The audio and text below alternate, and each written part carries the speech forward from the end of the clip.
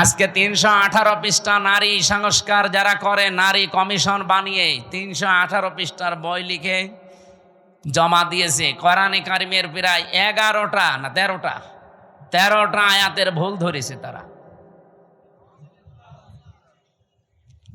আমি আজকে পুরাটা প্রায় ৩১৮ পৃষ্ঠা 3 দিন মিলে পুরাটা পড়লাম।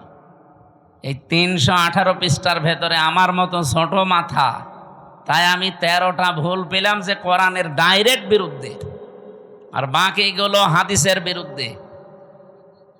এরা সাহস কিভাবে পেয়েছে তার পেছনেও কারণ আছে। এই যে কয়টা রিপোর্ট দিয়েছে, এদের না নারী মনে হয় না পুরুষ মনে হয়। কি কথা বোঝেন? এদের চেহারার দিকে তাকান। এই নারী কমিশনারে যে কয়টা আছে কমিশনে, একটাও কি মহিলার মতো লাগে? মহিলাদের তো একটা কাটিং কুটিং আছে, এদের কি কি কাটিং, হিজলা কাটিং। এই হিজরাদের এত সাহস হয়তো না, এর পেছনে রাঘব বোয়াল আছে, কেউ কল কাঠি নাড়ছে। আজকে হেফাজত ইসলাম বাংলাদেশ থেকে একটা ঘোষণা এসেছে, এদের রায় না, এদের কমিশনই আমরা মানি না।